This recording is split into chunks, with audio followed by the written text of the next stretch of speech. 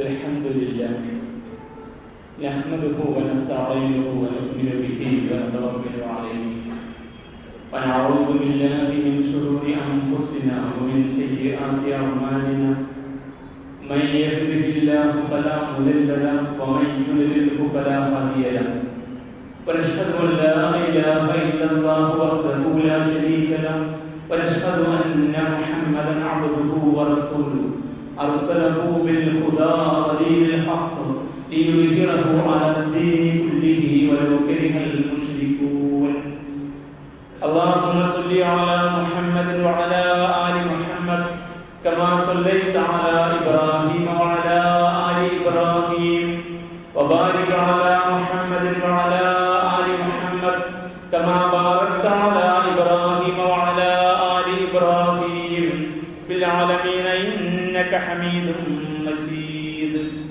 أما بعد فإن خير الحديث كتاب الله وخير الهدي هدي محمد صلى الله عليه وسلم وشر الأمور محدثاتها وكل بدعة ضلالة أيها الناس أوصيكم وإياي أولا بتقوى الله رب اشرح لي صدري ويسر لي أمري واحلل عقدة من لساني يفقهوا قولي إن أريد إلا الإصلاح ما استطعت وما توفيقي إلا بالله عليه توكلت وإليه أنيب أعوذ بالله من الشيطان الرجيم ونريد أن نمن على الذين استضعفوا في الأرض ونجعلهم أئمة ونجعلهم الوارثين صدق الله العلي العظيم ബഹുമാന്യരായ സത്യവിശ്വാസികളെ വിശ്വാസികളെ റബ്ബ് സുബ്ഹാനഹു വ തആലയുടെ കൽപ്പനകൾ ജീവിതത്തിലുടനീളം പാലിച്ചുകൊണ്ട് അവന്റെ വിധി വിലക്കുകളെ സൂക്ഷിച്ച് ജീവിക്കണമെന്ന് ആദ്യമായി എന്നോടും തുടർന്ന് എൻ്റെ സഹോദരി സഹോദരന്മാരോടും ഉപദേശിച്ചു. തിരുനബി സല്ലല്ലാഹു അലൈഹി വസല്ലമയുടെ ജീവിതവും സന്ദേശവും അനുസ്മരിക്കുന്ന ഈ പ്രത്യേക പശ്ചാത്തലത്തിൽ ഇസ്ലാം വളരെ കൃത്യമായി ബോധവൽക്കരിക്കുകയും ഇസ്ലാമിലെ മഹാരഥന്മാരായ പ്രവാചകന്മാർ അലൈഹിസ്സലാം ഇടപെടുകയും ചെയ്ത മനുഷ്യാവകാശങ്ങളുമായി ബന്ധപ്പെട്ട ഇസ്ലാമിക അധ്യാപനങ്ങളാണ് തുടർത്തുകയിൽ നാം ശ്രമിച്ചുകൊണ്ടിരുന്നത്. ജീവിക്കാനുള്ള അവകാശത്തെ പോലെ തന്നെ പരമമാണ് ജീവിത സാഹചര്യവും എന്ന് ഇസ്ലാമിന്റെ കാഴ്ചപ്പാടിൽ കഴിഞ്ഞ ഖുത്ബയിൽ നാം ശ്രമിച്ചു. ജീവിക്കാനുള്ള അവകാശം എത്രമേൽ പരമമാണോ പ്രധാനമാണോ അതുപോലെ തന്നെയാണ് ജീവിക്കാനുള്ള സാഹചര്യങ്ങൾ, അവസരങ്ങൾ, ആവാസക്രമം നിലനിർത്തി കൊടുക്കുക എന്നത്. അതുകൊണ്ട് ഒരിക്കലും ജീവിക്കുന്ന ഒരു മനുഷ്യന്റെയും ജീവിത സാഹചര്യത്തെ കീഴ്മേൽ മറിക്കുന്ന, ഞെരുക്കുന്ന, ഇടുക്കുന്ന അവസ്ഥ സംഭവിക്കാൻ പാടില്ല. വികസനം പോലും മനുഷ്യന്റെ അവകാശങ്ങളെ ഹനിക്കുന്ന രീതിയിലാവരുത് എന്ന ഖുർആനിന്റെ ഊന്നൽ കഴിഞ്ഞ ഖുത്ബയിൽ നാം കേട്ടു. വികസനത്തിന്റെ പേരിൽ ഒരുപാട് മുറിവുകൾ ഉണ്ടായി വരുന്ന പുതിയ കാലഘട്ടത്തിൽ അതിന്റെ തുടർച്ചയിൽ തന്നെ ഇസ്ലാം പഠിപ്പിക്കുന്ന മനുഷ്യാവകാശങ്ങളെ കുറിച്ചാണ്, അതിൽ മുഖ്യമായി ഊന്നിയ ഒരു വസ്തുതയെ കുറിച്ചാണ് ഇന്നത്തെ ഖുത്ബയിലെ പ്രതിപാദനം.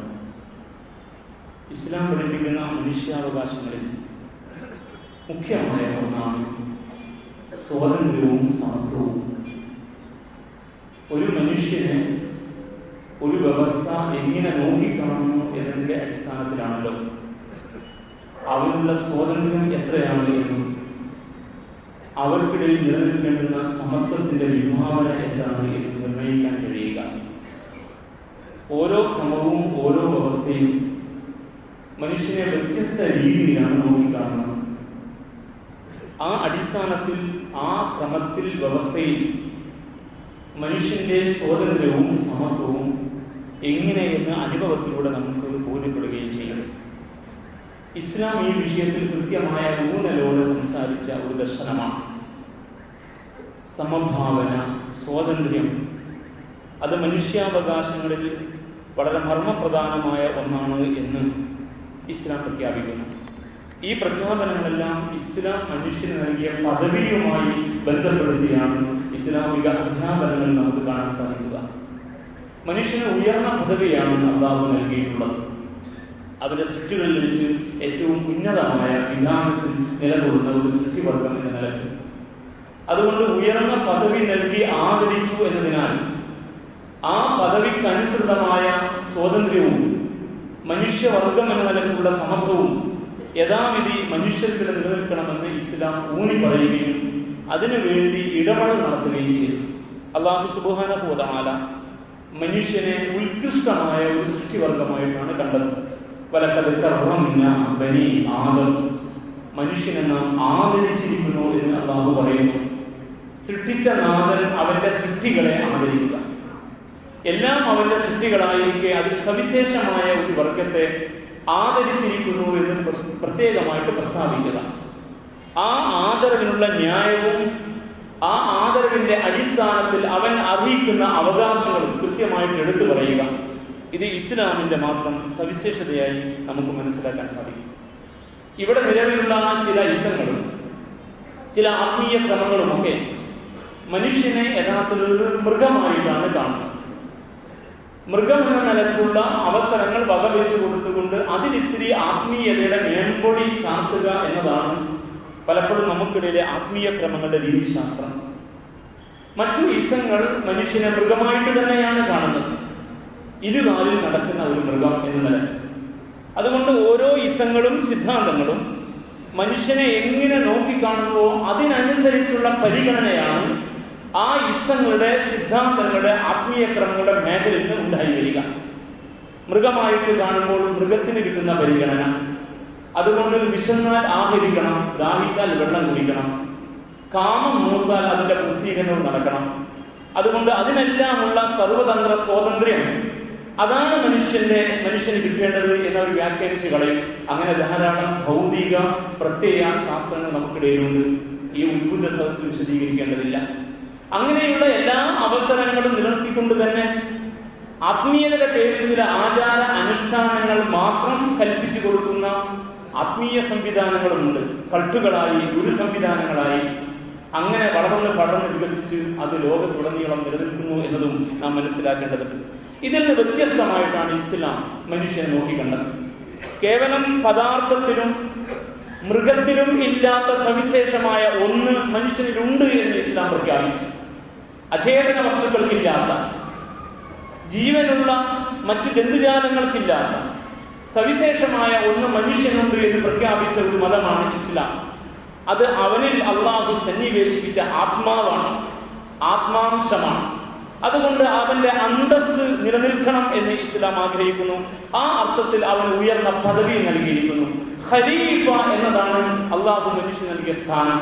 ഖലീഫത്തുല്ലാഹി ഫിൽ അർദ്, ഭൂമിയിൽ അള്ളാഹുവിന്റെ പ്രതിനിധി, ഭൂമിയിൽ അള്ളാഹുവിന്റെ പ്രതിപുരുഷൻ, ഭൂമിയിൽ അള്ളാഹുവിന്റെ നിയോഗം ഏറ്റെടുത്ത ഉയർന്ന പദവിയിൽ നിലകൊള്ളുന്ന ഒരാൾ എന്നതാണ് അള്ളാഹു സുബ്ഹാനഹു വ തആല മനുഷ്യന് നൽകിയ പദവി. ഇന്നീ ജാഇലുൻ ഫിൽ അർദി ഖലീഫ എന്ന പ്രഖ്യാപനം വളരെ അർത്ഥവത്തായ ഒരു പ്രഖ്യാപനമാണ്. സകല സംവിധാനങ്ങളെയും സംവിധാനിച്ച ശേഷം ജിന്നുവർഗത്തെയും സംവിധാനിച്ച ശേഷം താൻ ഏൽപ്പിക്കുന്ന കാര്യങ്ങൾ ചെയ്യാൻ അള്ളാഹു തന്നെ നിശ്ചയിച്ച മാലാഖമാരുടെ മുമ്പിൽ വെച്ച് ഇനി ഭൂമിയിൽ സൃഷ്ടിക്കാൻ പോകുന്ന മനുഷ്യകുലത്തെ പരിചയപ്പെടുത്തിയപ്പോൾ ഒരു മനുഷ്യനെ സൃഷ്ടിക്കാൻ പോകുന്നു എന്നതിന് പകരം ആ മനുഷ്യന് വഹിക്കുന്ന ഉന്നതമായ സ്ഥാനത്തെ മുമ്പിൽ വെച്ചുകൊണ്ടാണ് അള്ളാഹു സംസാരിച്ചത് എന്ന് ഖുർആൻ പറയുന്നു. ഇന്നീ ജാഇലുൻ ഫിൽ അർദി ഖലീഫ, ഭൂമിയിൽ ഞാൻ എൻ്റെ ഒരു പ്രതിനിധിയെ സൃഷ്ടിക്കാൻ പോകുന്നു. അള്ളാഹുവിന്റെ ഒരു പ്രതിനിധിയായിട്ട് ഭൂമിയിൽ വാഴുക, അത് മനുഷ്യന് മാത്രം അള്ളാഹു നൽകിയ പദവിയാണ്. അതുകൊണ്ട് തന്നെ ആ അർത്ഥത്തിൽ മനുഷ്യനെ ആദരിച്ചു. വലഖദ് കറംനാ ബനി ആദം, മനുഷ്യനെ നാം ആദരിച്ചു, ബഹുമാനിച്ചു എന്ന് വിശുദ്ധ ഖുർആൻ സൂറ ഇസ്രാ 70-ാം സൂക്തത്തിൽ. ആ ആദരവിന്റെ ബഹുമാനത്തിന്റെ ഭാഗമായി അവന് ബുദ്ധി നൽകി. ആ ബുദ്ധിയിലൂടെ അവൻ കാര്യങ്ങൾ പഠിച്ചു മുന്നോട്ട് പോകാൻ, അവന് അവന്റെ മുന്നോട്ടുള്ള വളർച്ചയിൽ പുതിയ പുതിയ മേഖലകളിൽ എത്തിപ്പെടാൻ അതിനുള്ള സവിശേഷമായ കഴിവും വിവേചനാധികാരവും അള്ളാഹു കൊടുത്തു എന്നും ഈ ആയത്തിന്റെ ബാക്കി ഭാഗത്ത് വഹമൽനാഹും ഫിൽ ബർരി വൽ ബഹർ, കടലിലും കരയിലും നാം അവനെ വഹിക്കുന്നു, അഥവാ സഞ്ചരിക്കാൻ അവന്റെ വളർച്ചക്കനുസൃതമായ വളർച്ചാ പടവിനനുസൃതമായി പുതിയ പുതിയ സംവിധാനങ്ങളിലൂടെ, അറിവിലൂടെ, ശാസ്ത്രീയമായ സാങ്കേതികമായ വൈജ്ഞാനിക തലത്തിലൂടെ അവന് കാര്യങ്ങൾ കൊണ്ടു നടക്കാൻ കഴിയും വിധമുള്ള സകല സംവിധാനവും അവസരവും അതിന് പറ്റുന്ന ബുദ്ധിയും കഴിവും ഗവേഷണ പഠന മനന ചിന്തയുടേതായ എല്ലാ നൈപുണികളും നാം അവന് നൽകിയത് കൊണ്ട് കരയിലും കടലിലും ആകാശത്തും അവൻ സഞ്ചരിച്ചു കൊണ്ടിരിക്കുന്നു. മൃഗങ്ങളെപ്പോലെ എന്തെങ്കിലും ഭക്ഷിക്കുക എന്ന രീതി മാറിയിട്ട് നല്ലത് മാത്രം ഭക്ഷിക്കുന്ന, അവിധം നല്ലത് മാത്രം ഉപയോഗിക്കുന്ന, നന്മയിൽ ഊട്ടപ്പെടുന്ന, നന്മയിൽ വളരുന്ന, നന്മയോട് ആഭിമുഖ്യമുള്ള അവന്റെ പ്രകൃതം തന്നെ, മനുഷ്യന്റെ പ്രകൃതം തന്നെ യഥാർത്ഥത്തിൽ നന്മയോട് ചേർന്ന് നിൽക്കാൻ വെമ്പൽ കൊള്ളുന്ന അവസ്ഥയിൽ നാം അവനെ സൃഷ്ടിച്ചു എന്നാണ്. നല്ലത് മാത്രം നാം അവന് വിഭവങ്ങളായിട്ട് നൽകി. നാം സൃഷ്ടിച്ച ഒരുപാട് ഒരുപാട് സൃഷ്ടിവർഗങ്ങൾ, അതിൽ നിന്ന് വ്യത്യസ്തമായി നാം അവനെ സവിശേഷമായി ഉയർത്തി അവനെ ശ്രേഷ്ഠമായ വ്യക്തിത്വമാക്കി നിലനിർത്തി എന്നും വിശുദ്ധ ഖുർആൻ പ്രഖ്യാപിക്കുന്നു. ഈ അർത്ഥത്തിൽ മനുഷ്യനെ ആദരിക്കുകയും ബഹുമാനിക്കുകയും ചെയ്തുകൊണ്ട് അവന് ഉയർന്ന പദവി നൽകിയിട്ടാണ് അള്ളാഹു മനുഷ്യനെ കുറിച്ച് സംസാരിച്ചത്. ഖുർആൻ മനുഷ്യനെ ഇതിവൃത്തമാക്കിയ ഒരു ഗ്രന്ഥമാണ്.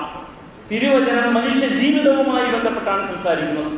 അതുകൊണ്ട് മനുഷ്യനാണ് ഇസ്ലാമിന്റെ മുഖ്യ ഊന്നൽ. അവിധം മനുഷ്യനെ ആദരിച്ച് ബഹുമാനിച്ച് ഭൂമുഖത്ത് സംവിധാനിച്ചു എന്ന് വിശുദ്ധ ഖുർആൻ പറയുന്നു. ഇങ്ങനെയാണ് ഇസ്ലാം മനുഷ്യനെ നോക്കിക്കാണുന്നത്. മറ്റു ജന്തുജാലങ്ങളെ പോലെ ഒരു ജന്തുവർഗം, മൃഗത്തെ പോലെ ഒരു മൃഗം രണ്ടു കാലിൽ നടക്കുന്നു. അതുകൊണ്ട് അവരിൽ ഉറഞ്ഞുകൂടി കിടക്കുന്ന മൃഗീയതകൾ, ജന്തുതകൾ, ജന്തുപരമായ വാസനകൾ, അതവന്റെ നൈസർഗികമായ വാസനകളാണെന്ന വ്യാഖ്യാന അതിന്റെ സർവതന്ത്ര സ്വതന്ത്രമായ നടത്തിപ്പ് സാധ്യമായാൽ അവൻ സമാധാനം കൈവരിക്കും എന്ന ഒരുപാട് ഇസങ്ങളും വ്യവസ്ഥകളും ചില ആത്മീയ ക്രമങ്ങളും മനുഷ്യനോട് പറയുന്ന വാദം പൊള്ളയാണെന്ന് കൃത്യമായി മനുഷ്യനോട് പറയുന്ന മതമാണ് ഇസ്ലാം. അതുകൊണ്ട് മനുഷ്യന് ഇത്രയും ഉയർന്ന പദവി അള്ളാഹു നൽകിയിരിക്കുന്നു. ഈ പദവിയുമായി ബന്ധപ്പെട്ടാണ് മനുഷ്യന്റെ ജീവിക്കാനുള്ള അവകാശത്തെ ഇസ്ലാം നോക്കിക്കാണുന്നത്. ജീവിത സാഹചര്യങ്ങൾ കീഴ്മേൽ മറിക്കപ്പെടാൻ പാടില്ല, അതവന് നിലനിൽക്കേണ്ടുന്ന ലഭ്യമാകേണ്ടുന്ന അവകാശമാണെന്ന് ഇസ്ലാം സ്ഥാപിക്കുന്നത്. ഇതേ പദവി മുമ്പിൽ വെച്ചുകൊണ്ടാണ് മനുഷ്യന്റെ സ്വാതന്ത്ര്യവും ഇസ്ലാം അംഗീകരിച്ചത്. അവൻ അല്ലാഹു സ്വാതന്ത്ര്യം വകവെച്ചു കൊടുത്തിരിക്കുന്നു. സ്വീകരിക്കാനും നിരാകരിക്കാനുമുള്ള അവകാശം അത് അള്ളാഹു വകവെച്ചു കൊടുത്തതാണ്. അള്ളാഹുവിനെ പോലും ധിക്കരിക്കാനുള്ള അവകാശം, അള്ളാഹുവിനെ പോലും നിഷേധിക്കാനുള്ള അവകാശം എന്തുമാത്രം ഉദാത്തമായ ഒരു അംഗീകാരമാണെന്ന് ആലോചിച്ച് നോക്കൂ. സൃഷ്ടിച്ച തമ്പുരാൻ അവനെ ഈ ജന്തുജാലങ്ങളെ പോലെ അല്ലെങ്കിൽ മറ്റു സൃഷ്ടിജാലങ്ങളെ പോലെ അള്ളാഹുവിന്റെ കൽപ്പന പാലിച്ച് ജീവിക്കുന്ന, ധിക്കാരം അറിയാത്ത, വിവേചനാധികാരമില്ലാത്ത, തെരഞ്ഞെടുപ്പിന്റെ സ്വാതന്ത്ര്യമില്ലാത്ത ഒരു സൃഷ്ടിയായി സൃഷ്ടിച്ചില്ല. അവന്റെ മുമ്പിൽ വഴികൾ നിർണയിച്ചു കൊടുക്കും. അവന്റെ ബുദ്ധി, സവിശേഷമായ ബുദ്ധി മുഖേന കണ്ടെത്താൻ അവനോട് പറഞ്ഞു. അവനവനെ അറിയാൻ, അവന്റെ ചുറ്റുപാടിനെ അറിയാൻ, പ്രപഞ്ചനാഥനെ അറിയാൻ, കഴിയുമെങ്കിൽ സ്വീകരിക്കാൻ, ഇല്ലെങ്കിലോ നിരാകരിക്കാൻ. ഇമ്മാ ശാകിറൻ വ ഇമ്മാ കഫൂറ. നിനക്ക് നാഥന്റെ കൽപ്പനാനുസാരം അവനോട് നന്ദി കാണിച്ച് ജീവിക്കാം, നാഥനെ ധിക്കരിച്ചും ജീവിക്കാം. രണ്ടിനുമുള്ള അവകാശം. ഇതാണ് ശരിയായ സ്വാതന്ത്ര്യം.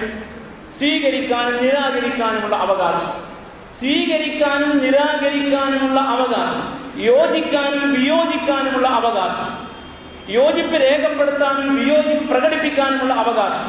ഇതാണ് ശരിയായ സ്വാതന്ത്ര്യമെന്ന് പഠിപ്പിച്ച മതമാണ് ഇസ്ലാം. അത് നാഥനോട് പോലും ആവാമെന്ന്, തമ്പുരാനോട് പോലും അങ്ങനെ ആവാമെന്ന്. അതുകൊണ്ട് വിശുദ്ധ ഖുർആൻ ഇങ്ങനെ പഠിപ്പിച്ചു, ലാ ഇക്റാഹ ഫിദ്ദീൻ. നിങ്ങൾ ബലാത്കാരം ഒരാളെയും മതത്തിൽ ചേർക്കരുത്. മതത്തിൽ ബലാത്കാരം പാടില്ല. നിർബന്ധ മതപരിവർത്തനം ഇസ്ലാം അംഗീകരിക്കില്ല. ഒരാളെയും അങ്ങനെ മതത്തിൽ ചേർക്കാൻ ഇസ്ലാം കൽപ്പിച്ചിട്ടില്ല. എന്നല്ല റസൂലുള്ളാഹി സ്വല്ലല്ലാഹു അലൈഹി വസല്ലമ മക്കയിലെ ചില ആളുകൾ ഇസ്ലാം സ്വീകരിച്ച് കിട്ടിയെങ്കിൽ എന്ന വലിയ കൊതിയോടുകൂടി, പ്രത്യേകിച്ചും തനിക്ക് സഹായിയായി നിൽക്കുന്ന അബൂ ത്വാലിബ്, ഒരുപാട് സഹായം നൽകി തന്റെ താങ്ങായി നിൽക്കുന്ന സ്വന്തം പിതൃ സഹോദരൻ, താൻ ഏറ്റവും ഇഷ്ടപ്പെടുന്ന വ്യക്തിത്വം, ഇസ്ലാമിന്റെ ആദ്യകാലത്ത് അഭയം നൽകിയ മഹാവ്യക്തിത്വം, അദ്ദേഹം ഒന്ന് ഇസ്ലാം സ്വീകരിച്ചെങ്കിൽ എന്ന് ആഗ്രഹിച്ചിട്ട് അദ്ദേഹത്തിന്റെ അടുത്തിരുന്ന് നിർബന്ധപൂർവ്വം കലിമ ചൊല്ലാൻ അദ്ദേഹത്തെ നിർബന്ധിച്ചപ്പോൾ അല്ലാഹു സുബ്ഹാനഹു വ തആല ഇടപെട്ടുകൊണ്ട് സൂറ യൂനുസിലെ 99ാമത്തെ സൂക്തത്തിലൂടെ ഇങ്ങനെ പറഞ്ഞു, അഫ അൻത തുക്രിഹുന്നാസ ഹത്താ യകൂനു മുഅ്മിനീൻ, അവരെ മുഅ്മിനീങ്ങളാക്കാൻ പ്രവാചകരെ അങ്ങ് നിർബന്ധിക്കുകയാണ്, അവരെ വിശ്വാസികളാക്കാൻ പ്രവാചകരെ അങ്ങ് നിർബന്ധിക്കുകയാണ്. അങ്ങനെ ഒരു ഉത്തരവാദിത്വം നിങ്ങളെ നാം ഏൽപ്പിച്ചിട്ടില്ല. അതവന്റെ സ്വാതന്ത്ര്യമാണ്, അവന് തെരഞ്ഞെടുക്കാനുള്ള അവകാശമുണ്ട്. രണ്ട് വഴി നാം കാണിച്ചു കൊടുത്തു. അല്ലാഹുവിന്റെ ഇഷ്ടപ്പെട്ട മാർഗം സിറാത്തുൽ മുസ്തഖീം, അതിന് വിരുദ്ധമായ വഴികൾ ദുലുമാത്ത്, ഇരുട്ടുകൾ, ഘനാന്ധകാരങ്ങൾ, ഇപ്പുറത്ത് അന്നൂർ, പ്രകാശം, അതിനപ്പുറത്ത് സകലതും ഇരുളുകളാണ്. മിനൽ ദുലുമാത്തി ഇലൻ നൂർ, ഈ ഇരുളുകളിൽ നിന്ന്, ഘനാന്ധകാരങ്ങളിൽ നിന്ന് ശരിയായ പ്രകാശത്തിന്റെ വഴി അവർക്ക് കൃത്യമായി നാം കാണിച്ചു കൊടുക്കുന്നുണ്ട്. സ്വീകരിക്കലും നിരാകരിക്കലും അവന്റെ ഇഷ്ടമാണ്, താങ്കളായിട്ട് നിർബന്ധിക്കരുത്. അതുകൊണ്ട് അപ്പ അൻത തുക്രിഹുന്നാസ, നിങ്ങൾ ജനങ്ങളെ നിർബന്ധിക്കുകയാണോ പ്രവാചകരെ, ഹത്താ യകൂനു മുഅ്മിനീൻ, അവർ മുഅ്മിനീങ്ങളാവാൻ അങ്ങനെ നിങ്ങൾ ചെയ്യരുത്. വമാ അലൈനാ ഇല്ലൽ ബലാഗുൽ മുബീൻ, വളരെ വ്യക്തമായി എത്തിക്കുന്ന പണി മാത്രമാണ് അങ്ങ് ചെയ്യേണ്ടത്. അവരുടെ മുമ്പിൽ ഈ വസ്തുത ചർച്ചയ്ക്ക് വെക്കുക, അവരുടെ മുമ്പിൽ ഈ വിഷയത്തെ നിവർത്തിപ്പിച്ചു കൊടുക്കുക, ശരിയായ വസ്തുതകൾ അവരെ അറിയിക്കുക, എവിടെ നിന്നാണ് അവർ വന്നത് എന്നും എങ്ങോട്ടാണ് ഈ പ്രയാണമെന്ന് എന്ന്, അതിനിടയിൽ ഇഹലോകത്തെ ജീവിതത്തിന്റെ ശരിയായ പൊരുളെന്തെന്ന് അവരുടെ മുമ്പിൽ അത് എത്തിക്കേണ്ടുന്ന ബാധ്യത മാത്രമാണ് പ്രവാചകരെ അങ്ങേക്കുള്ളത്. അതിനപ്പുറത്ത് ആശയങ്ങളെ അടിച്ചേൽപ്പിക്കൽ, ബലാത്കാരം, അതിൽ പിടിച്ചു നിർത്തൽ, അതിനു വേണ്ടിയുള്ള നിർബന്ധപൂർവ്വ ശ്രമങ്ങൾ, അത് മനുഷ്യന്റെ സ്വാതന്ത്ര്യത്തിന് എതിരാണ്. അത് അള്ളാഹു ഇഷ്ടപ്പെടുന്നില്ല. അത്രയും കൃത്യമായ സ്വാതന്ത്ര്യം വകവെച്ചു കൊടുത്ത മതമാണ് ഇസ്ലാം. അത് മനുഷ്യന്റെ പദവിയെ അംഗീകരിച്ചതിന്റെ ഭാഗമാണ്. കാരണം ബുദ്ധിയുണ്ട്, സവിശേഷമായ ബുദ്ധി, തെരഞ്ഞെടുക്കാനുള്ള അവകാശം, കാര്യങ്ങൾ പഠിക്കാനുള്ള കഴിവ്, അതനുസരിച്ച് കാര്യങ്ങൾ മനസ്സിലാക്കി മുന്നോട്ട് പോകാനുള്ള അവകാശം, ഇതെല്ലാം ഉണ്ടെങ്കിൽ നിരാകരിക്കാനും സ്വീകരിക്കാനുള്ള അവകാശവും വകവെച്ചു കൊടുക്കണമെന്ന് അത്രയും ഉയർന്ന സ്വാതന്ത്ര്യം മനുഷ്യന് വകവെച്ചു കൊടുത്ത മതമാണ് ഇസ്ലാം. അങ്ങനെ വരുമ്പോൾ ആശയങ്ങളുടെ അടിച്ചേൽപ്പിക്കൽ ഇസ്ലാം അംഗീകരിക്കില്ല. ഒരു വ്യവസ്ഥയിലും ഒരു ക്രമത്തിലും ഒരു പാർട്ടിയിലും അത് സംഭവിക്കാൻ പാടില്ല. ആശയങ്ങളുടെ അടിച്ചേൽപ്പിക്കൽ ഒരുപാട് അവകാശ ലംഘനങ്ങൾക്ക് കാരണമാകും. നമ്മുടെ കാലഘട്ടം അങ്ങനെയുള്ള ചില നിർബന്ധ രീതികൾ നടക്കുന്ന കാലഘട്ടമാണ്. ഒരു ഭാഗത്ത് നിർബന്ധ മതപരിവർത്തനങ്ങൾ, സ്വന്തം മതത്തിൽ നിലനിൽക്കാനുള്ള അവകാശം പോലും ഹനിച്ചുകൊണ്ട് പീഡിപ്പിച്ചും ഭീഷണിപ്പെടുത്തിയും വ്യത്യസ്ത വഴികൾ സ്വീകരിച്ചും നിർബന്ധ മതപരിവർത്തനം എന്നത് സ്വതന്ത്ര ഇന്ത്യയിൽ പോലും നടക്കുന്നു എന്ന് പറഞ്ഞാൽ നിരാകരിക്കാൻ നമുക്ക് കഴിയുമോ? അപ്പോൾ മനുഷ്യന്റെ സ്വാതന്ത്ര്യം വകവെച്ചു കൊടുക്കുന്നിടത്ത് യഥാർത്ഥത്തിൽ നാം എവിടെയാണെന്ന് മനസ്സിലാക്കണം. പാർട്ടികളിൽ നിർബന്ധപൂർവ്വം ചേർക്കൽ, നമ്മുടെ പാർട്ടിയിൽ ചേർന്നില്ല എങ്കിൽ അവനെ നശിപ്പിക്കൽ, പാർട്ടി ഗ്രാമങ്ങൾ സ്ഥാപിക്കൽ, അതിന്റെ ഇരുമ്പ് മറക്കുള്ളിൽ ആളുകളെ നിർത്തൽ, അത് ഏതേത് കൊടിയുടെ കീഴിലായിരുന്നാലും ശരി, കേരളത്തിലെ പോലും ഗ്രാമങ്ങളിൽ ഇങ്ങനെ ചില അതിർവരമ്പുകളും ഇരുമ്പ് മറകളും ഉണ്ടെന്ന്, അത് ഭൂരിപക്ഷ സ്ഥലത്ത് ആരാണോ അത് പാർട്ടിയാണെങ്കിൽ പാർട്ടി, മതക്കാരാണെങ്കിൽ മതക്കാർ, അവർ നിലകൊള്ളുന്ന പാർട്ടിയുടെ ഒരു ക്രമത്തിനകത്ത് ഇത് നടക്കുന്നു എന്ന് വളരെ കൃത്യമായി നമുക്ക് മനസ്സിലാക്കാൻ സാധിക്കും. പാർട്ടിയിൽ ചേർന്നില്ല എങ്കിൽ യഥാർത്ഥത്തിൽ അവന്റെ സകല സ്വാതന്ത്ര്യം അതോടെ തീർന്നു. പിന്നീട് അവനെ മനുഷ്യനായിട്ട് പരിഗണിക്കില്ല, അവന് അവകാശങ്ങൾ വകവെച്ചു കൊടുക്കില്ല. പാർട്ടി വിട്ടുപോയാൽ തീർത്തത് തന്നെ. തീർക്കുന്ന കാര്യത്തിൽ ഓരോ കൊടിയും വ്യത്യസ്തരല്ല. ആരിലും നമുക്ക് നന്മ കാണാൻ കഴിയില്ല. കൊടിയുടെ നിറങ്ങൾ വ്യത്യസ്തമാവാം, പക്ഷെ അവനവന്റെ പാർട്ടി വിട്ടൊരുത്തൻ പോയാൽ അവനോട് പെരുമാറുന്ന രീതി എന്തെന്നും, അവനവന്റെ പാർട്ടിയുടെ വിയോജിപ്പ് ഒരാൾ പ്രകടിപ്പിച്ചാൽ വിയോജിപ്പിന്റെ രീതിശാസ്ത്രം അംഗീകരിച്ചു കൊടുക്കാതെ എത്രമേൽ ഞെരിക്കുകയും ഇടുക്കുകയും അവസാനം തീർത്തു കളയുകയും ചെയ്യുമെന്ന് പാർട്ടി ഗ്രാമങ്ങളും പാർട്ടി സംവിധാനം നിലകൊള്ളുന്ന കേരളീയ സമൂഹത്തിന് സഞ്ചരിച്ചാൽ എല്ലാ കൊടിക്കാർക്കും ഇതിൽ അർഹമായ പങ്കുണ്ടെന്ന് നമുക്ക് മനസ്സിലാക്കാൻ സാധിക്കും. ഇത് മനുഷ്യന്റെ സ്വാതന്ത്ര്യ നിഷേധമാണ്. ഇത് മനുഷ്യന്റെ സ്വാതന്ത്ര്യം നിഷേധിക്കലാണ്. ആ സ്വാതന്ത്ര്യ നിഷേധത്തെ വളരെ കൃത്യമായിട്ട് കൈകാര്യം മതമാണ് ഇസ്ലാം. ഇത് അംഗീകരിക്കാൻ നമുക്ക് കഴിയില്ല എങ്കിൽ ഇസ്ലാമിനെ നമ്മൾ മനസ്സിലാക്കിയിട്ടില്ല എന്ന് വേണം മനസ്സിലാക്കാൻ. അള്ളാഹു അന്നവും വെള്ളവും വെളിച്ചവും നൽകി പോറ്റുന്ന അവന്റെ സ്വന്തം അടിയാറുകൾക്ക് അവനെ നിരാകരിക്കാൻ, അവനോട് വിയോജിപ്പ് രേഖപ്പെടുത്താൻ, അവനെതിരെ പണിയെടുക്കാൻ സ്വാതന്ത്ര്യം നൽകിയിട്ടുണ്ട് എങ്കിൽ ആ നന്മയെങ്കിലും മനസ്സിലാക്കാൻ, മനുഷ്യാവകാശത്തിന്റെ ഭാഗമായി മനസ്സിലാക്കാൻ നമുക്ക് സാധിക്കണം. ഇവിടെ ജനിച്ച ഏതൊരു പൗരനും ഇവിടെയുള്ള ഏതൊരു ക്രമത്തോടും യോജിക്കാനും വിയോജിക്കാനും അവകാശമുണ്ടാവണം. ആ അവകാശം നിലനിർത്തുമ്പോഴേ നാം ഉത്കൃഷ്ടരായിട്ട് മാറും. അല്ലാത്ത പക്ഷം നടത്തിപ്പുകാരും മൃഗങ്ങളാണെന്ന് നാം വിധി എഴുതേണ്ടി വരും. ഇതാണ് കാലഘട്ടത്തിലെ ഒരുപാട് അസ്വസ്ഥതയുടെ മർമ്മം എന്ന് നാം മനസ്സിലാക്കണം. ഇങ്ങനെ ഒന്നും ഇസ്ലാം അംഗീകരിക്കുകയില്ല. ഈ സ്വാതന്ത്ര്യം വകവെച്ച് കൊടുത്തുകൊണ്ട് ജീവിക്കാനുള്ള അവകാശം നിഷേധിക്കാതെ, ഒപ്പം വിയോജിക്കാനും സ്വീകരിക്കാനും നിരാകരിക്കാനും വിയോജിക്കാനുമുള്ള അവകാശവും വകവെച്ച് കൊടുത്തുകൊണ്ട് മനുഷ്യന് മുന്നോട്ട് പോകാൻ അവസരമൊരുക്കുന്ന മതമാണ് ഇസ്ലാം. അങ്ങനെ വേണമെന്ന് മനുഷ്യരോട് ആഹ്വാനം ചെയ്യുന്നു. അതിന്റെ ഭാഗമായി തന്നെ ഇസ്ലാം പഠിപ്പിക്കുന്ന ഒന്നാണ് എല്ലാ മനുഷ്യരും സമന്മാരാണെന്ന്. സമത്വവും നിലനിൽക്കണം. അസമത്വം ഒരിക്കലും ഇസ്ലാം അംഗീകരിക്കില്ല. ഒരുപാട് ആയാത്തുകൾ നമ്മുടെയൊക്കെ ശ്രദ്ധയിലുണ്ട്. വിഷയത്തിന്റെ സന്ദർഭം അനുസരിച്ചുകൊണ്ട് 1-2 ഓർമ്മയിൽ കൊണ്ടുവരാം. സാധാരണ ഇസ്ലാം മനുഷ്യ സമത്വം ഊന്നി പറയുന്ന, സാഹോദര്യം ഊന്നി പറയുന്ന വിശുദ്ധ ഖുർആൻ സൂറ അൽ ഹുജറാത്തിലെ ഒരു സൂക്തം, യാ അയ്യുഹന്നാസ്, അല്ലയോ മനുഷ്യരെ, ഇന്നാ ഖലഖനാകും മിൻ ദക്കരിൻ വ ഉൻസ, ഒരാണിൽ നിന്നും ഒരു പെണ്ണിൽ നിന്നും നാം നിങ്ങളെ സൃഷ്ടിച്ചിരിക്കുന്നു എന്നാണ്. അപ്പോൾ ഒരു മാതാവിന്റെയും പിതാവിന്റെയും മക്കൾ എന്നത് എത്ര സമത്വ സുന്ദരമായ കാഴ്ചപ്പാടാണ്. മുഴുവൻ മനുഷ്യരെയും ഈ ഗണത്തിലാണ് ഇസ്ലാം നോക്കിക്കണ്ടത്. നമുക്ക് ഉൾക്കൊള്ളാൻ കഴിയാതെ പോയത് നമ്മുടെ മനസ്സിൽ അന്ധത ബാധിച്ചത് കൊണ്ടാണ്. വിശുദ്ധ ഖുർആൻ പഠിപ്പിച്ച ഒരു ആശയത്തെ യഥാവിധി ഹൃദയം തുറന്ന് മനസ്സിലാക്കാൻ കഴിയാത്ത മുസ്ലിമാകുമോ എന്നതും ഒരു ഗവേഷണ പഠനമാവട്ടെ. അല്ലാഹ് പറയാണ്, ഈ മനുഷ്യരെല്ലാം ഒരു മാതാവിന്റെയും പിതാവിന്റെയും മക്കളാണ്. നാം ഓതിക്കൊണ്ടിരിക്കുന്ന ഖുർആനിൽ നാം ഒരുപാട് തവണ കേട്ട ആയത്ത്, നിങ്ങളെ വിവിധ വർഗ, വർണ്ണ, ദേശ, ഭാഷ, രാഷ്ട്ര അതിർത്തിക്കകത്ത് ഇങ്ങനെയൊക്കെ സംവിധാനിച്ചതിൽ ആറഫു, നിങ്ങളെ തിരിച്ചറിയാൻ വേണ്ടി മാത്രമാണ്. ഐഡന്റിറ്റിയാണ്, ആളുകളുടെ അഡ്രസ്സാണ്.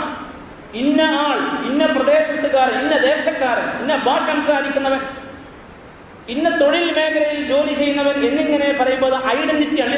ആറഫു, നിങ്ങളെ തിരിച്ചറിയാൻ വേണ്ടി മാത്രമാണ്. തിരിച്ചറിയാൻ വേണ്ടിയുള്ള ഈ ഐഡന്റിറ്റിയെ കമ്പാർട്ട്മെന്റുകളാക്കി തിരിച്ചിട്ട് അതിന്റെ പേരിൽ അകലങ്ങൾ വർദ്ധിപ്പിക്കുകയും ശാസ്ത്രവത്തിന്റെ വിദ്വേഷത്തിന്റെ പകയുടെ രാഷ്ട്രീയം പഠിപ്പിക്കുകയും അതിലൂടെ മുതലെടുക്കുകയും ചെയ്യുന്നവർ അള്ളാഹുവിന്റെ നിലനിൽക്കണമെന്ന് അള്ളാഹു ആഗ്രഹിച്ച വ്യവസ്ഥക്കെതിരെ പണിയെടുക്കുന്നവരാണ്. തമ്പുരാൻ അവരോട് പ്രതികാരം ചെയ്യും. അതുകൊണ്ട് നിങ്ങൾ അറിയണം, എല്ലാവരും ഒരു ഉദരത്തിൽ നിന്ന് വന്നതാണ്. ആദം അലൈഹിസ്സലാത്തു വസ്സലാമയെ സൃഷ്ടിച്ചു. സൂറത്തുൻ നിസാ, അദ്ദേഹത്തെ ഇണയെയും സൃഷ്ടിച്ചു. ഒരുപാട് സ്ത്രീകളെയും പുരുഷന്മാരെയും നാം അങ്ങ് പടർത്തി, അതാണ് മനുഷ്യർ. അതുകൊണ്ട് എല്ലാവരും ഒരു മാതാവിന്റെ ഉദരം പങ്കുവെച്ചവർ. ആ നിലക്കുള്ള ഒരു സമത്വം, സാഹോദര്യം നിലനിൽക്കണം എന്ന് അള്ളാഹ് ആഗ്രഹിക്കുന്നു. ആ സമത്വം നിലനിർത്തിക്കൊണ്ട് മുന്നോട്ട് പോകാൻ ഏറ്റവും അധികം ബാധ്യതപ്പെട്ടവർ ഖുർആനിന്റെ ആളുകളാണ്. അല്ലെങ്കിൽ തൽക്കാലം ഈ ഓത്ത് നിർത്തണം, അതല്ലെങ്കിൽ ഈ ആയാത്തുകളെ വെട്ടിമാറ്റി അവർ സ്വന്തം നിലയ്ക്ക് ഒരു ഖുർആൻ തയ്യാറാക്കട്ടെ, അതിന്റെ ശിക്ഷയും അവർ അനുഭവിക്കട്ടെ. ഇത്രയും കൃത്യമായ വർത്തമാനം വിശുദ്ധ ഖുർആനിലൂടെ അള്ളാഹു പഠിപ്പിച്ചിരിക്കുക. മഹാനായ റസൂലുള്ളാഹി സ്വല്ലല്ലാഹു അലൈഹി വസല്ലമ വളരെ കൃത്യമായിട്ട് പ്രഖ്യാപിച്ചു, ലാ ഫദ്ല ലി അറബിയ്യിൻ അലാ അജമിയ്യിൻ വലാ ലി അബിയൻ അലാ അസ്വദ. അറബിക്ക് അനറബിയേക്കാൾ, വെളുത്തവന് കറുത്തവനേക്കാൾ യാതൊരു ശ്രേഷ്ഠതയുമില്ല. അതൊന്നും ശ്രേഷ്ഠത മാനദണ്ഡമേ അല്ല. നിങ്ങളുടെ നിറം വെളുത്തതായി പോയി, നിങ്ങൾ ഈ പാശ്ചാത്യരായി പോയി, നിങ്ങൾ അറബികളായി പോയി എന്നതൊന്നും നിങ്ങളുടെ സവിശേഷത അടയാളമേ അല്ല. നിങ്ങളുടെ നിറം അതായി പോയി മാത്രം. വൈവിധ്യമാർന്ന പൂക്കളിൽ വിവിധ പൂക്കൾക്ക് വിവിധ നിറങ്ങളെ പോലെ മനുഷ്യന്റെ ഈ വൈവിധ്യത്തിൽ അള്ളാഹ് അങ്ങനെ ഒരു നിറം നിങ്ങൾക്ക് നൽകി. അല്ലാതെ എന്താണ് അതിനപ്പുറത്ത് ഒന്നുമില്ലെന്ന്. അതുകൊണ്ട് നിങ്ങൾക്ക് അറബിക്ക് അനറബിയേക്കാൾ, വെളുത്തവന് കറുത്തവനേക്കാൾ ഒരു ശ്രേഷ്ഠതയുമില്ല. കുല്ലുക്കും മിൻ ആദം, നിങ്ങളൊക്കെ ആദമിൽ നിന്നാണ്. ആദം നബി അലൈഹി സ്വലാത്തു വസ്സലാം വആദമു മിൻ തുറാബ്, ആദം മണ്ണിൽ നിന്നാണ്. മണ്ണിൽ നിന്ന് ഉത്ഭൂതരായ ആദി പിതാവ്, അദ്ദേഹത്തിന്റെ ഇണയായ ആദി മാതാവ്, അതിൽ നിന്ന് പൊട്ടിമുളച്ച മനുഷ്യകുലം, അതിൽ യാതൊരു വിവേചനവും പാടില്ല, ഒരു അസമത്വവും പാടില്ല എന്ന് കൃത്യമായിട്ട് ഇസ്ലാം. അന്നാസു സവാസിയത്തുൻ കഅസ്നാനിൽ മിഷ്ക്, ചീർപ്പിന്റെ പല്ലുകൾ പോലെ മനുഷ്യർ സമന്മാരാണെന്ന് തിരുനബി സല്ലല്ലാഹു അലൈഹി വസല്ലം. അതുകൊണ്ട് അസമത്വത്തിന് എതിരെ പൊരുതുക എന്നത് പ്രവാചകന്മാരുടെ മിഷനായിരുന്നു. അസമത്വത്തിന് എതിരെ പൊരുതുക. നൂഹ് നബി അലൈഹി സ്വലാത്തു വസ്സലാം കടന്നു വരുന്ന കാലഘട്ടത്തിൽ കേവലം വിഗ്രഹാരാധന എന്ന കുഴപ്പം മാത്രമല്ല അവിടെ ഉണ്ടായിരുന്നു. അതിന്റെ അനുബന്ധമായി, അതിന്റെ തുടർച്ചയായി വേറെയും ചില കുഴപ്പങ്ങൾ ഉണ്ടായിരുന്നു. വിഗ്രഹാരാധന എവിടെയൊക്കെയുണ്ടോ അവിടെയൊക്കെ ജാതീയത ഉണ്ടാകും. അത് ഇന്ത്യയിലും അങ്ങനെ തന്നെ. വിഗ്രഹാരാധന ആര് കൊണ്ട് നടക്കുന്നോ അവർക്കിടയിലും ഉണ്ടാകും തട്ടുകൾ. ത്രിത്വം വിഗ്രഹാരാധന വൽക്കരിച്ച് മുന്നോട്ട് കൊണ്ടുപോയവർക്കിടയിലുമുണ്ട് തട്ടുകൾ. ക്രൈസ്തവ സമൂഹത്തിൽ അവശ ക്രിസ്ത്യാനിയും ദലിത് ക്രിസ്ത്യാനിയും അങ്ങനെയാണ് ഉണ്ടായി വന്നത്. ജാതീയത, വിഗ്രഹാര റിസൾട്ടാണ്, അതിന്റെ തുടർച്ചയാണ് നൂഹിനിയുടെ കാലത്തുണ്ടായിരുന്നു. അതിലെ ആളുകൾ പറഞ്ഞു, ഞങ്ങൾ മലകുകളാണ്, ഖുർആനിലെ പ്രയോഗമാണ്, ഞങ്ങൾ സവർണരാണ്, ഞങ്ങൾ പ്രഭു കുടുംബത്തിൽപ്പെട്ടവരാണ്, ഞങ്ങളാണ് ഇവിടുത്തെ പ്രഗത്ഭർ. ബാക്കിയുള്ളവരെ അവർ കണ്ടത് അവിടെ ക്രമത്തിന് പുറത്താണ്. അവർ അറാദിലുന എന്നാണ്, ഞങ്ങളുടെ കൂട്ടത്തിലെ ഉപജാതികളും താഴ്ന്ന ജാതികളുമായവർ, ഏഴകളും തോഴകളുമായവർ എന്നാണ്. നൂഹ് നബി അലൈഹിസ്സലാം ആ ഏഴകളെയും തോഴകളെയുമാണ് കൂടെ കൂട്ടിയത്. അതുകൊണ്ടാണ് അവർ പറഞ്ഞത്, നിന്റെ കൂടെ ഉള്ളത് അറാദിലുകളാണ്, ബാധ്യറായി, നേരെ ചൊവ്വേ കാര്യങ്ങൾ ഗ്രഹിക്കാൻ കഴിയാത്ത, ഞങ്ങളുടെ കൂട്ടത്തിലെ ഈ ക്രമത്തിന് പുറത്തു നിൽക്കുന്ന അത്തരം ആളുകളെയാണ് നീ കൂടെ കൂട്ടി, അതുകൊണ്ട് ഞങ്ങൾ നിന്റെ കൂടെ വരില്ല എന്ന് സവർണര് പറഞ്ഞു. അവർണര് കൂടെ ഉള്ളത് കൊണ്ട് സവർണരായി ഞങ്ങൾ വരില്ല എന്ന്. അതിനെതിരെ പൊരുതിയിട്ട് നൂഹ് നബി അലൈഹിസ്സലാം പറഞ്ഞു, ഞാൻ ഇവരെ കൈയൊഴിയില്ല, ഞാൻ അവരെ ആട്ടി ഓടിക്കില്ല, അവരെ ചേർത്ത് പിടിക്കും ഞാൻ. അസമത്വത്തിന്റെ ഒരു പൊരുതുകയായിരുന്നു പ്രവാചകൻ നൂഹ് നബി അലൈഹിസ്സലാം. മുഹമ്മദ് നബി സല്ലല്ലാഹു അലൈഹി വസല്ലം കടന്നു വന്ന കാലഘട്ടത്തിൽ അവിടെ സാമൂഹ്യമായ അസമത്വവും സാമ്പത്തികമായ അസമത്വം ഒരുപോലെ ഉണ്ടായിരുന്നു. സാമൂഹ്യമായ അസമത്വത്തിന്റെ ഏറ്റവും ദുരന്തമുഖമാണ് അടിമകൾ.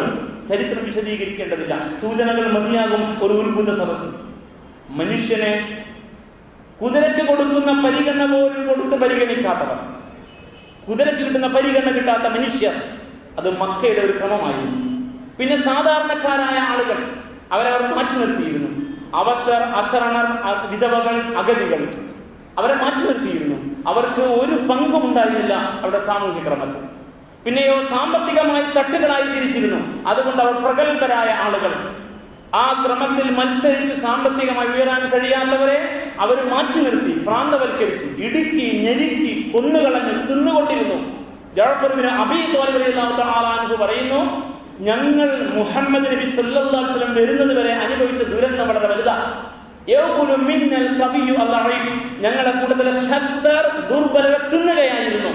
കയ്യൂക്കുള്ളവൻ, പണമുള്ളവൻ, അധികാരത്തിൽ സ്വാധീനമുള്ളവൻ, ഭൂരിപക്ഷം എന്ന പേരിൽ അധികാരത്തിന്റെ ബലത്തിൽ അഭിരമിക്കുന്നവൻ, അവൻ പാവങ്ങളെ, സാമ്പത്തികമായി മുന്നോട്ട് വരാൻ കഴിയാത്തവരെ, സാമൂഹ്യമായി ഉയരാൻ കഴിയാത്തവരെ, അങ്ങനെയുള്ള ആളുകളെ അവർ തിന്നുകയായിരുന്നു എന്ന് പറഞ്ഞാൽ മനുഷ്യനെ പച്ചക്ക് പുഴുങ്ങിയെടുത്തിട്ട് തീന്മേശയിൽ തിന്നു എന്നല്ല, അത്രമേൽ അവനെ ഞെരുക്കി എന്നാണ്, അത്രമേൽ ഇടുക്കി എന്നാണ്. കടുത്ത സാമ്പത്തിക അസമത്വം. ഇങ്ങനെയുള്ള ഈ ആളുകളുടെ കൂടെ നിൽക്കാനാണ് അല്ലാഹു നബിയോട് കൽപ്പിച്ചത്. വസ്ബിർ നഫ്സക മഅല്ലദീന യദഊന റബ്ബഹും ബിൽ ഗദാവതി വൽ അശീ. പ്രവാചകരെ, അതുകൊണ്ട് ആ പ്രഗൽഭരായ വലിയവന്മാരെ കണ്ടിട്ട് അങ്ങ് അവരുടെ കൂടെ നിൽക്കരുത്, അവരിലേക്കല്ല അങ്ങയുടെ കണ്ണ് തുറന്നു വെക്കേണ്ടത്. വസ്ബിർ നഫ്സക മഅല്ലദീന യദഊന റബ്ബഹും ബിൽ ഗദാവതി വൽ അശീ. പ്രഭാതത്തിലും പ്രദോഷത്തിലും തമ്പുരാന്റെ പ്രീതി ആഗ്രഹിക്കുന്ന തമ്പുരാന്റെ പ്രീതി കാണിച്ചിട്ട് പ്രാർത്ഥിക്കുന്ന ഈ പാവങ്ങളുണ്ടല്ലോ, അവരെ കൂടെ നിൽക്ക്. വസ്ബിർ നഫ്സക, താങ്കൾ അവരെ കൂടെയാണ് നിൽക്കേണ്ടത്. ഒരു പ്രവാചകൻ നബി സല്ലല്ലാഹു അലൈഹി വസല്ലം അല്ലാഹുവിന്റെ കൽപ്പനയാണ്, അത്തരം ആളുകളുടെ കൂടെ നിൽക്കുക. എന്താണ് കാരണം? അസമത്വം അല്ലാഹു ഇഷ്ടപ്പെടില്ല. അത് സാമൂഹ്യമായ അസമത്വമാകട്ടെ, സാമ്പത്തികമായ അസമത്വമാവട്ടെ, അല്ലാഹു ഇഷ്ടപ്പെടില്ല. ഉച്ചനീചത്വങ്ങളെ, തട്ടുതിരിക്കലിനെ, അന്യവൽക്കരിക്കലിനെ, ശരിയായ വിധത്തിലുള്ള അവകാശവും അർഹതയും വകവെച്ച് കൊടുക്കാത്ത ഏതേത് ക്രമത്തെയും അതിനോട് പൊരുതുകയാണ് പ്രവാചകന്മാർ ചെയ്യുക. അതിനെതിരെ ആക്രോശിക്കുകയാണ് ഇസ്ലാം. ആ ആക്രോശം ഏറ്റെടുത്ത് രംഗത്ത് എഴുന്നേറ്റ് നിൽക്കുകയായിരുന്നു പ്രവാചകന്മാർ അലൈഹിസ്സലാം. അതുകൊണ്ട് ഹബീബായ റസൂലുള്ളാഹി സ്വല്ലല്ലാഹു അലൈഹി വസല്ലം ഹജ്ജത്തുൽ വദാഇലെ മനുഷ്യാവകാശ പ്രഖ്യാപനം ഉൾക്കൊള്ളുന്ന ആ ഖുത്ബത്തുൽ വദാഇൽ പറഞ്ഞ ഒരു വാക്യം ഏറെ പ്രസിദ്ധമാണ്. നമ്മൾ ധാരാളമായിട്ട് കേട്ടതാണ്. അലാ ഇന്ന ദിമാഅക്കും ഹറാമുൻ അലൈക്കും വ ഇന്ന അംവാലക്കും ഹറാമുൻ അലൈക്കും വ ഇന്ന ഔറാദക്കും ഹറാമുൻ അലൈക്കും ക ഹുർമത്തി യൗമിക്കും ഹാദാ ക ബലദിക്കും ഹാദാ ക ശഹരിക്കും ഹാദാ. നിങ്ങൾ അറിയണം, ഓരോ മനുഷ്യന്റെയും രക്തം അഥവാ ജീവൻ, ഓരോ മനുഷ്യന്റെയും അഭിമാനം, ഓരോ മനുഷ്യന്റെയും സമ്പത്ത്, മൂന്നും എടുത്തു പറഞ്ഞു. ജീവൻ, അഭിമാനം, സമ്പത്ത് എല്ലാം പവിത്രമാണ്, എല്ലാം പവിത്രമാണ്. ഈ അറഫ ദിനത്തിന്റെ പവിത്രത പോലെ, ഈ അറഫ മൈതാനത്തിന്റെ പവിത്രത പോലെ, ഈ ദുൽഹജ്ജ് മാസത്തിന്റെ പവിത്രത പോലെ. അതുകൊണ്ട് ആരുടെയും രക്തം ചിന്തരുത്, ആരുടെയും അഭിമാനം ക്ഷതപ്പെടുത്തരുത്, ആരുടെയും ധനം നിങ്ങൾ അന്യായമായി അപഹരിച്ചെടുക്കരുത്. എല്ലാവർക്കും ഇത് വകവെച്ചു കൊടുക്കണം എന്ന്. ഇത് പ്രവാചകന്റെ പ്രഖ്യാപനമാണ് സല്ലല്ലാഹു അലൈഹി വസല്ലം. അത് ഏറ്റെടുക്കാൻ അർഹതപ്പെട്ടവരാ, ഹബീബിനെ സ്നേഹിക്കുന്നവരാ, സ്നേഹം നാവ് കൊണ്ടായാൽ പോരാ, സ്നേഹം കാഴ്ചപ്പാട് കൊണ്ടും കർമ്മം കൊണ്ടുമാവട്ടെ, അവിടെ അത്ഭുതങ്ങൾ സംഭവിക്കും. ഇന്ന് സ്നേഹം നാവിലൊതുക്കി സ്വലാത്തിലും ദിക്റിലും തീർക്കാൻ തീരുമാനിച്ച ഒരു കൂട്ടർക്ക് ഹബീബിനെ ശരിയായി പ്രതിനിധീകരിക്കാൻ കഴിയില്ല എന്ന് മനസ്സിലാക്കണം. അതുകൊണ്ട് സമൂഹത്തിൽ നിന്ന് ഇല്ലായ്മ ചെയ്ത ഉച്ചനീതത്തിന്റെ ഏതെങ്കിലും ഒരു അംശം താൻ വളർത്തിയെടുത്ത മുസ്ലിം ഉമ്മത്തിൽ പ്രകടമായപ്പോഴെല്ലാം ഹബീബ് ശക്തമായിട്ട് ഇടപെട്ടു. ഇല്ലാതാക്കിയ ഒരു അസമത്വത്തിന്റെ അടയാളം വാക്കിലൂടെ, തമാശയിലൂടെ, അല്ലെങ്കിൽ ഒരു ഘട്ടത്തിൽ വികാരത്തിന് അടിപ്പെട്ട് ഒരാളുടെ നാവിൽ നിന്ന് വന്നാൽ ഹബീബ് ശക്തമായി ഇടപെടും. ഒരു ഉദാഹരണം ചരിത്രത്തിൽ ഇങ്ങനെ, അബൂദർ ഗിഫാരി റളിയല്ലാഹു തആല അൻഹു, സാത്വികനായ സഹാബി, ആ സഹാബി ബിലാൽ റബാഹ് റളിയല്ലാഹു തആല അൻഹു, നേരത്തെ പറഞ്ഞ അടിമവർഗത്തിൽപ്പെട്ട ആ ബിലാൽ റബാഹുമായിട്ട് എന്തോ ഒരു വർത്തമാനത്തിൽ ഇത്തിരി അസ്വസ്ഥതയുണ്ടായി. ഉടനെ അബൂദറിന്റെ വായിൽ നിന്ന് ഇങ്ങനെ ഒരു വർത്തമാനം വന്നു, യബ്ന അസ്വദ്, കറുത്തവന്റെ മകനെ, കറുത്തവന്റെ മകനെ. ബിലാലിന് വല്ലാതെ വേദനിച്ചു. ബിലാൽ റബാഹ് റളിയല്ലാഹു തആല ഹബീബിന്റെ അടുക്കൽ ചെന്നു, സങ്കടമുണർത്തിച്ച്, പ്രവാചകരെ, എന്നെ അബൂദർ ഇങ്ങനെ വിളിച്ചു, കറുത്തവന്റെ മകനെ എന്ന്. നിറത്തിന്റെ അടിസ്ഥാനത്തിൽ മനുഷ്യനെ തട്ടിത്തിരിക്കുന്ന, ജാഹിലിയത്തിനെ ഇല്ലായ്മ ചെയ്ത ഇസ്ലാമിക ക്രമത്തിനകത്ത് എന്തോ ഒരു വർത്തമാനത്തിൽ ഇത്തിരി അരിശം വന്നപ്പോ നാവിൽ നിന്ന് ഇങ്ങനെ ഒരു വാക്ക് അബൂദറിന്റെ നാവിൽ വന്നുപോയി. അബൂദർ ഗിഫാരി റളിയല്ലാഹു തആല സ്വാത്വികനായ സഹാബിയ. റസൂലുള്ളാഹി വിളിച്ചു, അബൂദറിനെ വിളിച്ചിട്ട് പരസ്യമായിട്ട് ശാസിച്ചു. റസൂലുള്ളാഹി ഇങ്ങനെ പറഞ്ഞു, ഇന്നകംറഉൻ ഫീക ജാഹിലിയ യാ അബൂദർ. അബൂദറെ, നീ ഒരു മനുഷ്യനാണ്. ഇന്നകംറഉൻ, നീ ഒരു മനുഷ്യനാണ്. ഫീക ജാഹിലിയ, ഇപ്പോഴും ജാഹിലിയത്ത്, അനിസ്ലാമികത നിന്നിൽ അവശേഷിക്കുന്നു. ശക്തമായിട്ട് ശകാരിച്ചു. അബൂദർ കരഞ്ഞുകൊണ്ട് ബിലാൽ റബാഹിന്റെ അടുക്കൽ പോയി മുഖം നിലത്ത് വെച്ച് കടന്നിട്ട് പറഞ്ഞു, എന്റെ മുഖത്ത് ചവിട്ട്, എന്റെ മുഖത്ത് ചവിട്ട്. ഞാൻ നിന്റെ കറുത്തവന്റെ മകൻ വിളിച്ചില്ലേ, ഞാൻ തെറ്റാണ്, നീ എന്റെ മുഖത്ത് ചവിട്ട് എന്ന് അവിടത്തെ പറയാമെങ്കിൽ സവർണ കുടുംബത്തിൽപ്പെട്ട അബൂദർ ബിലാലിനോട് മാപ്പ് ചോദിച്ചു എന്നാണ്. ഇതൊക്കെ ഒരു ചരിത്ര. ഒരു തരത്തിലുള്ള ഉച്ചരിത്വവും പാടില്ല എന്നാണ്. മുസ്ലിമീങ്ങളാകണമെങ്കിൽ ഇതെങ്കിലും നമ്മൾ മനസ്സിലാക്കേണ്ടതില്ലേ? എങ്ങനെയാണ് ഇസ്ലാം മനുഷ്യനെ കണ്ടത് എന്ന്. നമുക്കിടയിൽ നടക്കുന്ന സകല അസമത്വങ്ങളെയും ഇങ്ങനെ നോക്കി നിൽക്കാൻ നമുക്ക് പറ്റുമോ? ഹബീബിന്റെ ആളുകളായിരിക്കെ, ഇത്രയും കൃത്യമായി ഇടപെടൽ നടത്തിയിരിക്കെ, ഇവിടെ വ്യവസ്ഥകൾ തന്നെ അസമത്വം സൃഷ്ടിക്കുകയാണ്. വ്യവസ്ഥകൾ തന്നെ അസമത്വം സൃഷ്ടിക്കുകയാണ്. ജാതീയത ഇവിടുത്തെ ഒരു ക്രമമാണ്. തീണ്ടൽ ഇവിടെ ഇപ്പോഴും നിലനിൽക്കുന്നു. ഹരിജന മലം തീറ്റിക്കുന്ന വാർത്ത എപ്പോഴും നമ്മുടെ പത്രത്തിൽ വരാം. ഹോണർ കില്ലിംഗ് വരെ നടന്നുകൊണ്ടിരിക്കുക. ഞങ്ങളുടെ കുടുംബത്തിൽപ്പെട്ട ഒരുത്തൻ വേറെ ഒരുത്തിയെ സ്നേഹിച്ചാൽ അവൾ ഞങ്ങളുടെ കൂട്ടത്തിൽ പെട്ടവളല്ലെങ്കിൽ ഇവനെ കൊന്നിട്ടെങ്കിലും ഞങ്ങളുടേതായ ഈ തെറ്റായ ക്രമം നിലനിർത്തുമെന്ന് തീരുമാനിച്ച ധാരാളം അനുഭവങ്ങൾ നമ്മുടെ ഇന്ത്യൻ അവസ്ഥയിലില്ലേ? കറുത്തവനും വെളുത്തവനും തമ്മിൽ ഇപ്പോഴും വിവേചനമുണ്ടെന്ന് പരിഷ്കൃത ലോകം നമ്മോട് വിളിച്ചു പറയുന്നു. ഇതര മതസ്ഥരെ അന്യവൽക്കരിക്കുന്ന, അടിച്ചമർത്തുന്ന, സാമ്പത്തികമായി തകർക്കുന്ന, വിയോജിക്കാനുള്ള അവകാശം പോലും വകവെച്ചു കൊടുക്കാത്ത അഭിനവ ഗുജറാത്തുകൾ നമ്മുടെ കൂട്ടത്തിലില്ലേ? വിയോജിപ്പ് പോലും രേഖപ്പെടുത്താൻ പറ്റില്ല. രേഖപ്പെടുത്തിയാൽ തുടരാൻ കഴിയില്ല. അതുകൊണ്ട് അവർ ഊഴം വെച്ച് പിന്നെയും അധികാരത്തിലേറും. ഇന്ത്യയെ തന്നെ കയ്യിലാക്കാൻ ശ്രമിക്കും. അതിനെ പുകഴ്ത്താൻ നമ്മുടെ ആളുകൾ ഉണ്ടാകും. വിയോജിക്കാനുള്ള അവകാശം പോലും വകവെച്ചു കൊടുക്കാത്ത, സാമ്പത്തികമായ ഞെട്ടല് തകർത്ത് കളയുന്ന, ഒരു ജനവിഭാഗത്തെ അശരണരായി അഗണ്യകളിലേക്ക് തള്ളുന്ന അസമത്വം സൃഷ്ടിക്കൽ ഇവിടെ വലിയ ഉത്സവച്ഛായ പകരുന്ന പ്രവർത്തനമായിട്ട് വാഴ്ത്തപ്പെടുന്നില്ലേ? ഒന്നാം കിടക്കാർ, മൂന്നാം കിടക്കാർ എന്ന രാഷ്ട്രങ്ങളെ നാം വേർതിരിച്ചിട്ടില്ലേ? ഇന്ത്യൻ അവസ്ഥ പോലും സന്തോഷകരമാണെന്നാണോ നമ്മൾ മനസ്സിലാക്കേണ്ടത്? അന്യവൽക്കരണം നന്നായി നടക്കുന്ന, അവസര സമത്വം നിഷേധിക്കപ്പെടുന്ന, സാമ്പത്തികമായി തകർക്കൽ നടന്നുകൊണ്ടിരിക്കുന്ന, കടുത്ത അനീതിയും വിദ്വേഷവും ഉണ്ടായിക്കൊണ്ടിരിക്കുന്ന, ഉദ്യോഗസ്ഥ മേഖല ഉൾപ്പെടെ കേരളത്തിൽ വരെ നിലനിൽക്കുന്ന അസമത്വത്തിന്റെ ഒരുപാട് സന്ദർഭങ്ങളും അവസരങ്ങളും നമ്മുടെ മുമ്പിൽ ചർച്ച വരുന്നില്ലേ? പത്രത്താളുകൾ വിശദമായിട്ട് ഒരു ഖുത്ബയിലെ മിമ്പറിലല്ല അത് വരേണ്ട നമുക്കറിയാം. അത്രയും വിശദമായിട്ട് പുറത്ത് ചർച്ചയുണ്ട്. പക്ഷേ നമുക്കുള്ളിൽ യഥാർത്ഥത്തിലൊരു രോഷവുമില്ല. ഒരർത്ഥത്തിലും നമ്മൾ പ്രതികരിക്കില്ല. ഉത്തരേന്ത്യയിലും കേരളക്കരയിലും വരെ ഈ അന്യവൽക്കരണത്തിന്റെ അനീതിയുടെ വലിയ അടയാളങ്ങൾ. എത്രയോ ചെറുപ്പക്കാർ വിചാരണ തടവുകാരായി വർഷങ്ങളായി, അവസാനം നിരപരാധികളാണെന്ന് തെളിഞ്ഞവർ പുറത്തു വരുമ്പോഴേക്ക് ജീവിതത്തിന്റെ തൊട്ടാൽ പൊട്ടുന്ന പ്രായം കാരിരുമ്പ് കൂട്ടിൽ ഹോമിച്ചവർ, പിന്നീട് ജീവിക്കാൻ കഴിയാതെ പോകുന്നവർ, സമൂഹം മാറ്റി നിർത്തിയവർ, എത്രയെത്ര മുസ്ലിം ചെറുപ്പക്കാർ. മഴതനി പോലും അതിന്റെ കൃത്യമായ അടയാളമല്ലെന്ന് പറയാൻ പറ്റും. എന്തെന്ന് വിയോജിപ്പുണ്ടെങ്കിലും ആ വിയോജിപ്പുകൾക്കപ്പുറത്ത് നടക്കുന്ന അവകാശ ലംഘനത്തെ കുറിച്ച് ഇന്ന് എല്ലാ മതവിഭാഗവും രാഷ്ട്രീയക്കാരും ഒരുപോലെ സംസാരിക്കുന്നു എങ്കിൽ മഅദനി ആ അർത്ഥത്തിൽ നമ്മുടെ കണ്ണു തുറപ്പിക്കുന്ന ഒരു പ്രതീകമാണ്. വിചാരണ തടവുകാരനും അവകാശങ്ങളും, കുറ്റം തെളിയിക്കും വരെ ഏതൊരു ആളും നിരപരാധിയാണെന്നാണ് നമ്മുടെ ക്രമം തന്നെ പഠിപ്പിക്കുന്നത്. പക്ഷേ ഇതൊക്കെ കടുത്ത അനീതിയാണെന്ന്, അസമത്വമാണെന്ന് വളരെ കൃത്യമായി മനസ്സിലാക്കിയിട്ടും ശ്രദ്ധിക്കാൻ കഴിയാതെ പോകുന്നു എങ്കിൽ നമ്മൾ ഏത് ഇസ്ലാമിന്റെ വക്താക്കളാണ് എന്ന് വിനയപുരസ്സരം നമ്മൾ ചോദിക്കേണ്ടതില്ലേ? ഈ അനീതിയായിരുന്നു ഫറോവ ചെയ്തു കൂട്ടിയെന്ന് വളരെ കൃത്യമായിട്ട് വിശുദ്ധ ഖുർആൻ പഠിപ്പിക്കുന്നു. ഈ അനീതിയായിരുന്നു ഫറോവ കാണിച്ചത്. അധികാരത്തിലിരിക്കുന്നവൻ, ഭരണകൂടം, നടത്തിപ്പുകാർ അവർ തന്നെ മനുഷ്യരെ തട്ടുകളായി തിരിക്കുക.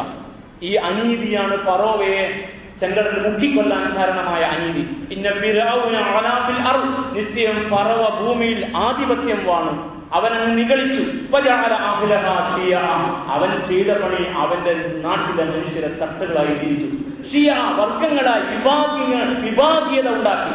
ഒരു കൂട്ടർ അടിമകളായി, കൊന്നാൽ പോലും ചോദിക്കാൻ ആളില്ലാത്ത വിധം അടിച്ചമർത്തി. അതായത് ബനൂ ഇസ്രായേൽ സമുദായത്തോട് കാണിച്ച രീതി. ഖുർആൻ പറയുന്നു, ആ ഈജിപ്തിലെ ജനവിഭാഗത്തിലെ ഒരു കൂട്ടർ അവൻ അമ്പെ ദുർബലരാക്കി കളഞ്ഞു. അവിടെ എല്ലാ അവകാശങ്ങളും നിഷേധിച്ചു, ജീവിക്കാനുള്ള അവകാശം വരെ. യുദബ്ബിഹു അബ്നാഅഹും, അവരിലെ ആൺമക്കളെ അവൻ കൊന്നുകളഞ്ഞു. വയസ്തഹീ നിസാഅഹും, അവരുടെ പെണ്ണുങ്ങളെ ജീവച്ഛവങ്ങളായിട്ട് അവൻ വിട്ടു. നമ്മുടെ ആൺമക്കളെ അവർ കാരാഗ്രഹത്തിൽ അടച്ചു, നമ്മുടെ പെണ്ണുങ്ങൾ കണ്ണുനീരുമായിട്ട് ജീവിച്ചു. അതാണ് പുതിയ കാലഘട്ടത്തിലെ അഭിനവ ഫറോവമാർ, അഭിനവ ഹിറ്റ്ലർമാർ, മുസോളിനിമാർ. അവരാണ് അധികാരത്തിലേക്ക് കാലെടുത്ത് വെക്കുന്നത്.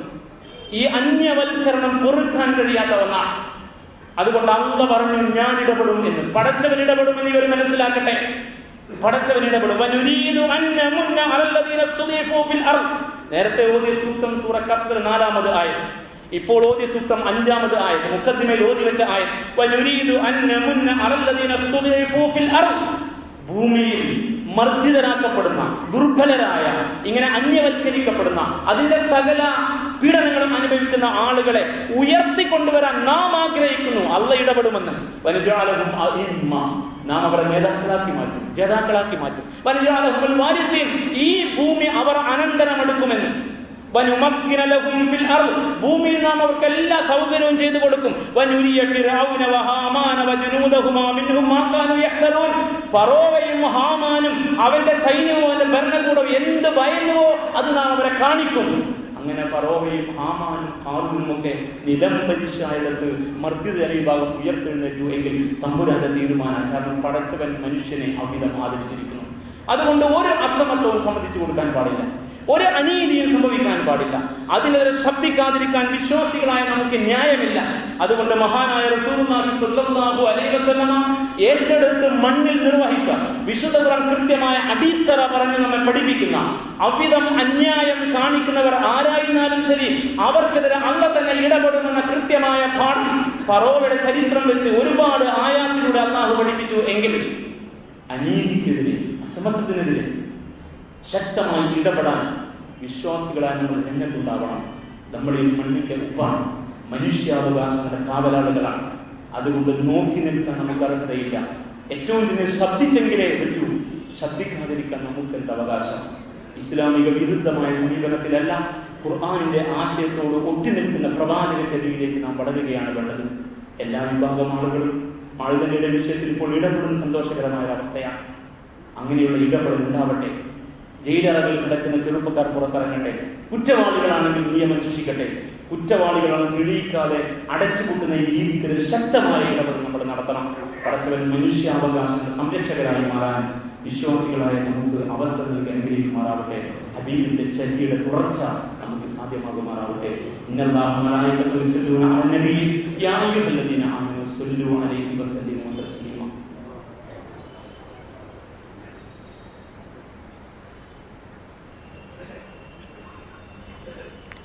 അൽഹംദുലില്ലാഹി റബ്ബിൽ ആലമീൻ.